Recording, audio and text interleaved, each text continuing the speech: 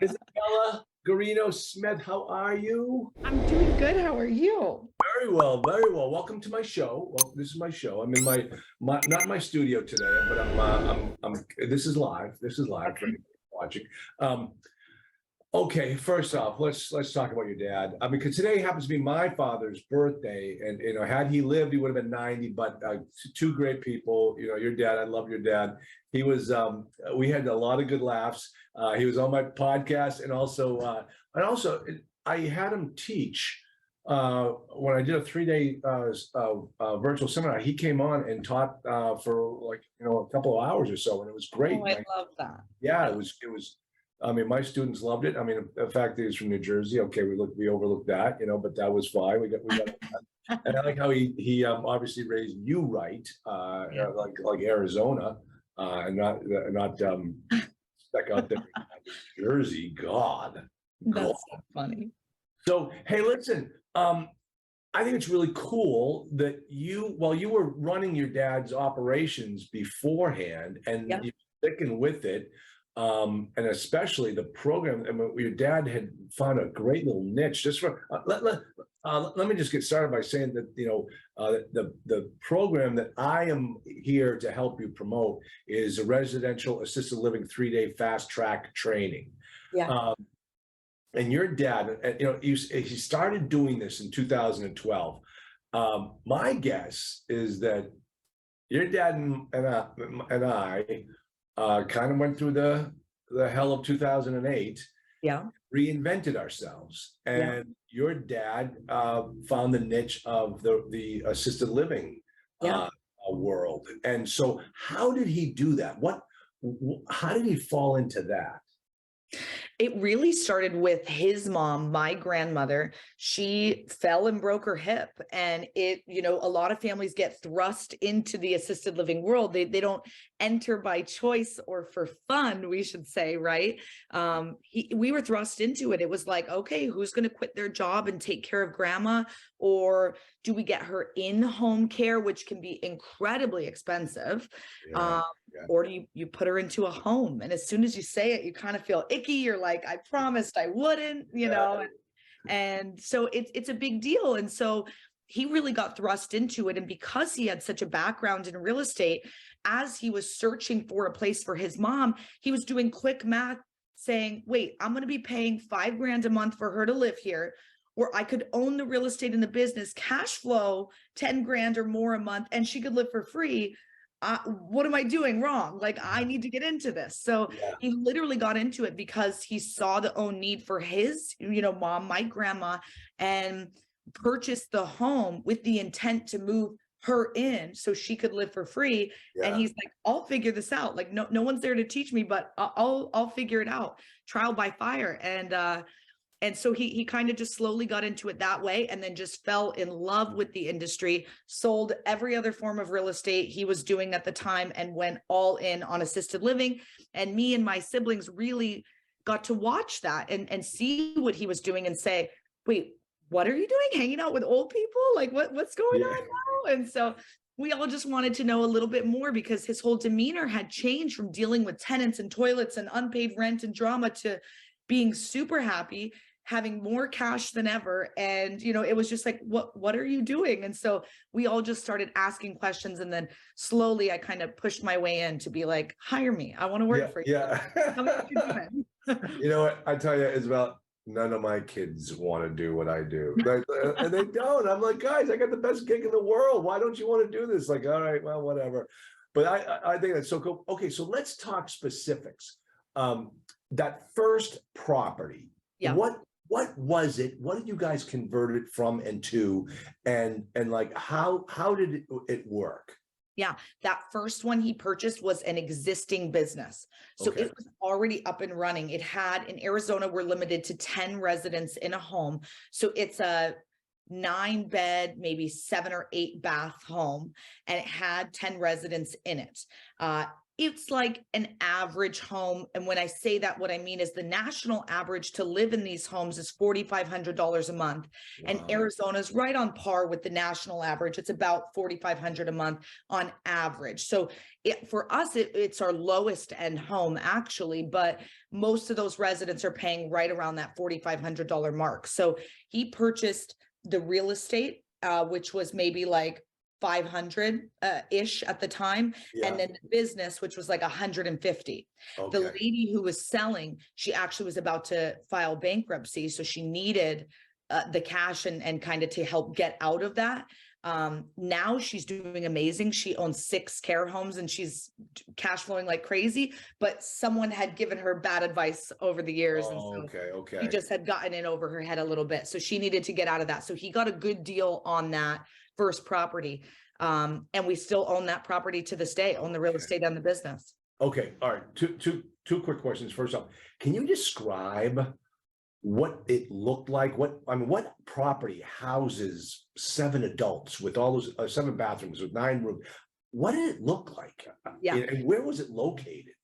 So it's in Phoenix. It's kind of in central Phoenix, not too far from the downtown area, which is good because not a lot of people if you're familiar with Phoenix, not a lot of people live downtown. They live in the suburbs outside, but they commute to work. So you always want the home on someone's path that they're taking every day, whether it's to the grocery store or work or whatever. You want it very central to them. So it's kind of in between the suburbs and downtown, which location wise is really, really good. But when you walk into that home, it feels like a home because it is a home. Next door are regular single family homes.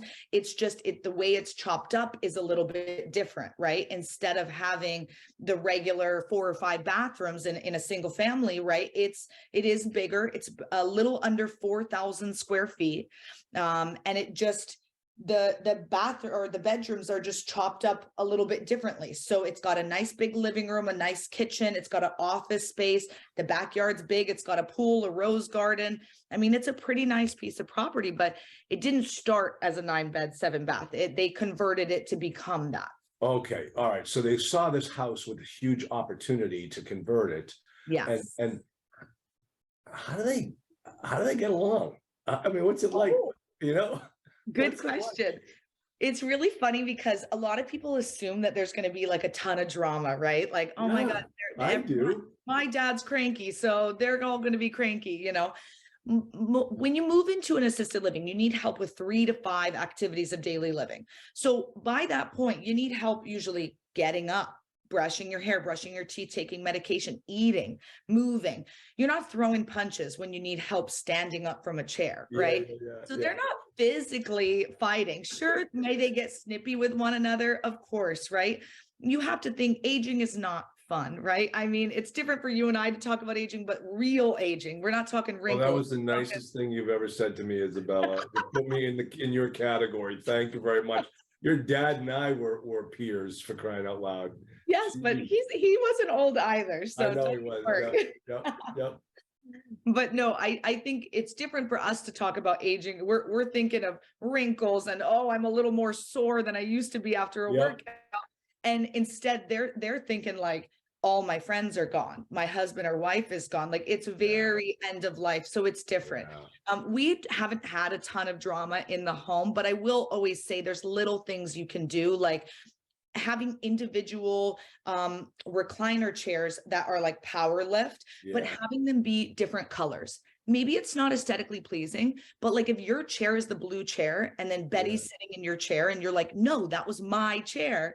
Like having that kind of sense of autonomy and like, this is your chair and you're going to sit in it, every day and you're good. Also having like 2 kitchen tables. I like to have 2 round kitchen tables so that if there is any drama, one sits over here and one sits over here. It's also easier to wheel in and wheel out with circular than a big long one, maybe against a wall.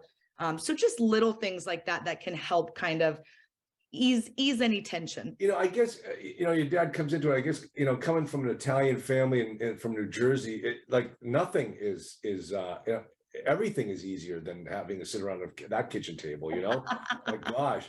And then, 4 bathrooms 4 bathrooms. So you had to add, what house has 4 bathrooms? I think, okay, well, he came from New Jersey. So of course, a guy from New Jersey, he's gonna have 4 bathrooms. That's how they do it in New Jersey.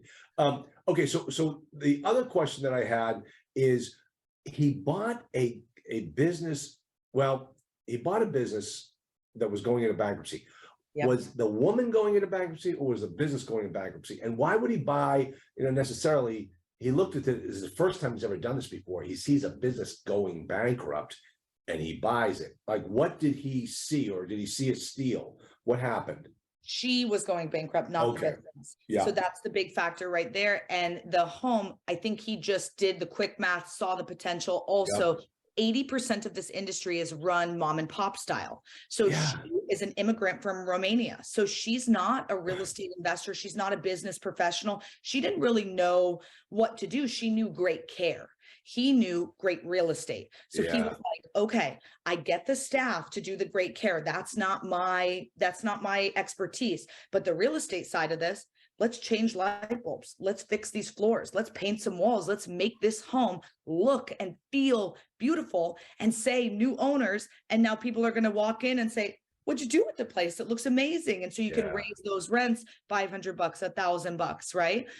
These are the different things we're adding, right? Maybe making the menu, instead of rice and beans, we're having lobster and cheesecake every night. Oh my gosh. Okay. It's worth it. Right. So there's little things that you can do to improve a business when you are purchasing an existing one, that the owner who's currently there, if they are running it mom and pop style, they're probably not viewing it through the eyes of the real estate investor and the business person, and the things that they see right away, that they're like, oh, if I change this would improve it, Okay.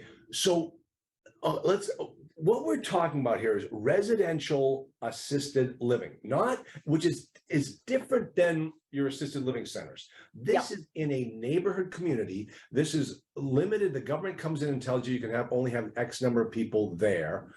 So we're going to get into how to prospect for this. And of course, your course is going to teach us all about that. But the thing is that you said about $4,500 a month. Yeah. Okay. Now you're coming from multifamily. I know what all the expenses are. Yep. It doesn't cost any tenant of mine $4,500 to live in one of my properties. What else does your business provide to justify that $4,500? Correct. So that is help with the level of care. So that is helping that senior get up out of bed. It's 3 meals a day. It's medication management. It's that 24/7 on-site care for them. So they need not medical attention. It's not doctors and gurneys and IVs, but they need someone there to help them when they need to go to the bathroom, when they need to bathe, right? When they need to eat, all those things, they need hands-on care. So that's really what you're paying for when you need assisted living. It's not Golden Girls. It's not independent living, minor help with landscaping or changing a light bulb. This is definitely more, they need help, right? They need some support. And so that's really what they're paying for, not just the room and board, but that care. Okay. So you really are, you're running a business here, not just giving somebody a room. You've got to handle the labor, the food. So there's that whole other element tied to it. Yep. That's going to be tough to do. Is that the most challenging part of the business? I think the most challenging part of any business is people. People are always the drama, right? Tell me about it. If we didn't have people, if it was just houses, it'd be nice and easy. Exactly. Yep. But no, I think people doesn't just mean the seniors. It might mean the caregivers. It might mean the family of the residents. It might be the angry neighbors or the people at the state who are trying to, give you whatever. There's all the people involved is where the drama comes from. But you are 100% correct. This is a real estate play, but it is a business inside of real estate. And I don't use that word often. I don't usually say this is a business, right?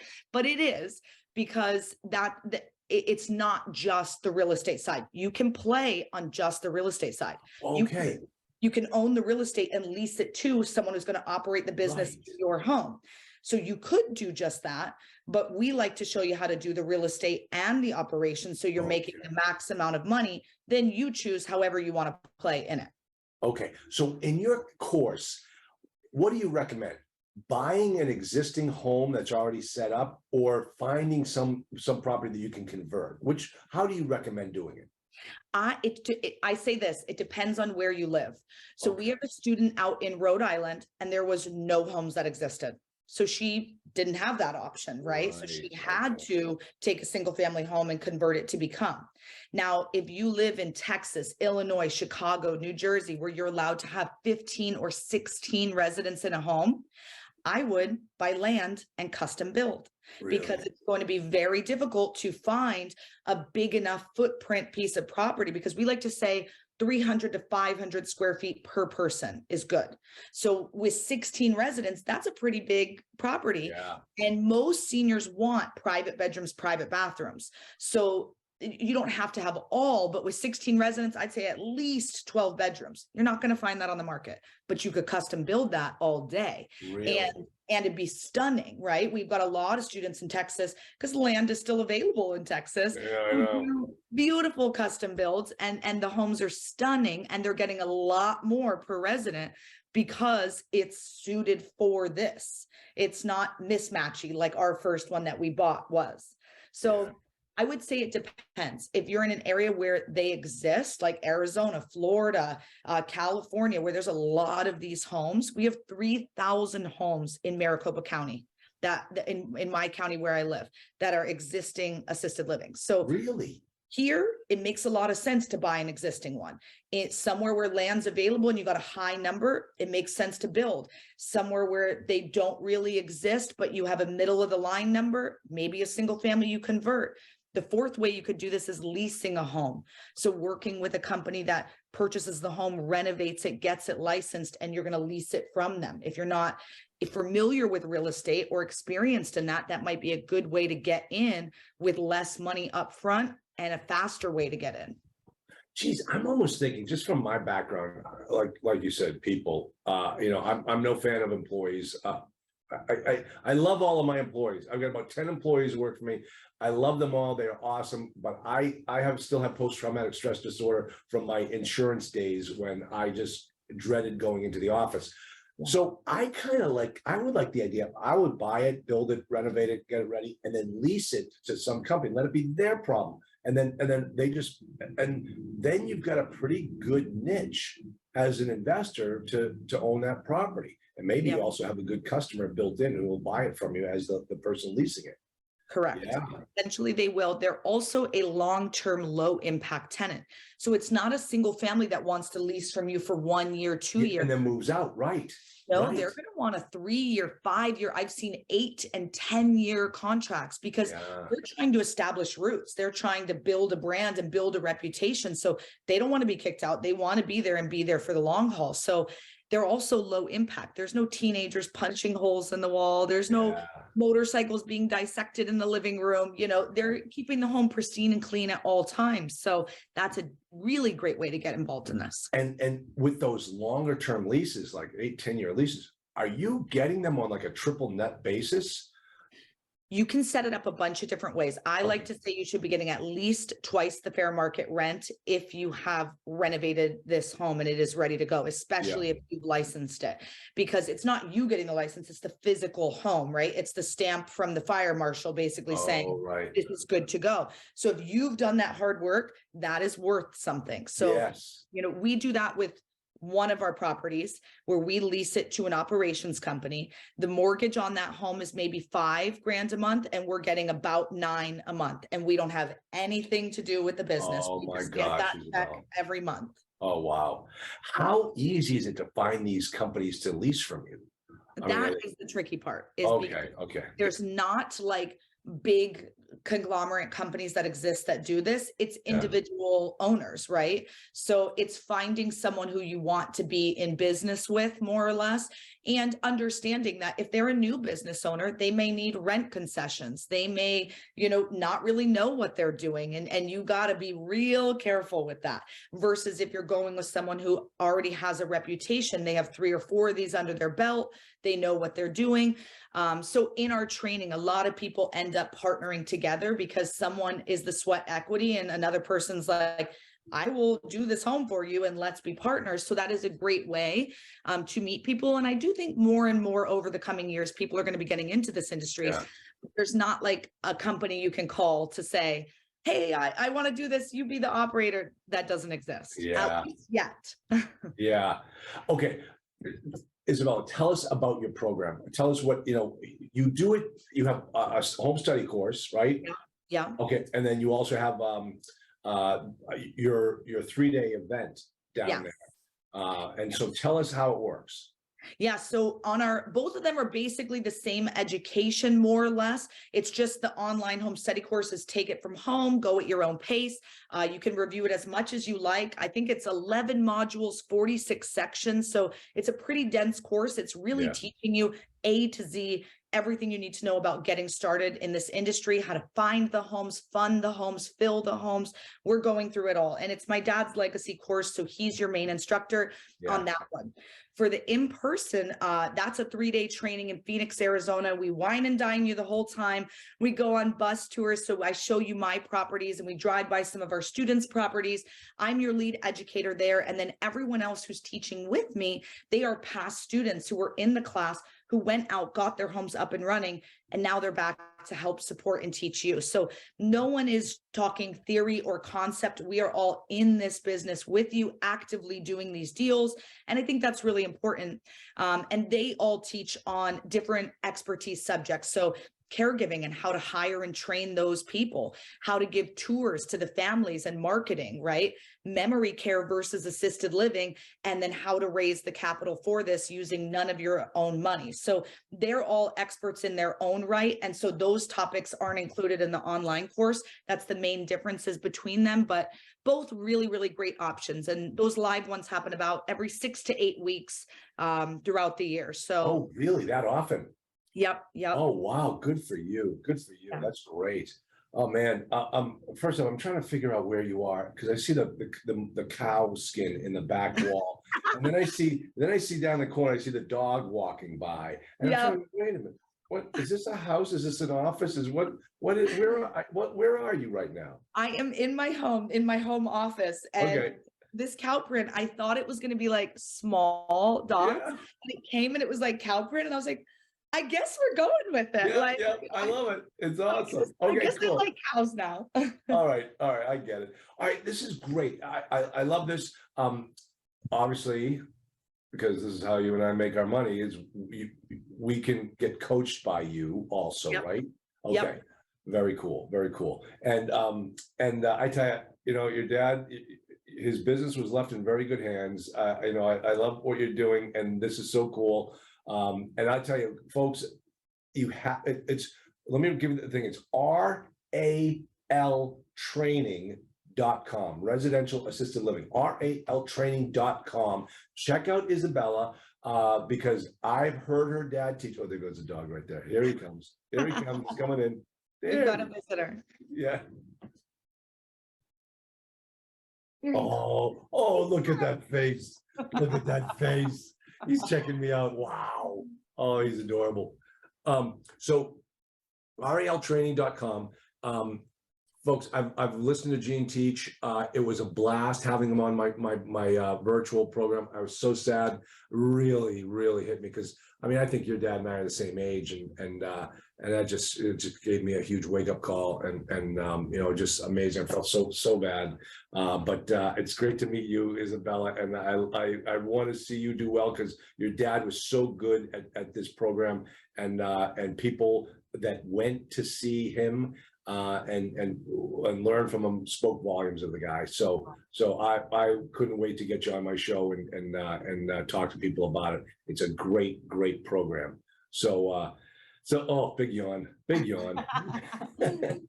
All right, Isabella. Hey, thank you so much for being on my podcast. It was great to finally meet you. You're absolutely gorgeous. And maybe I was in Phoenix last week, as a matter of fact. Yeah, next time I'm supposed to go out there like every quarter. There's this business consulting program that I'm in. So I'll look you up. We'll check out. I'll buy you a drink. Sounds good. Cool. Thank you so much for having me.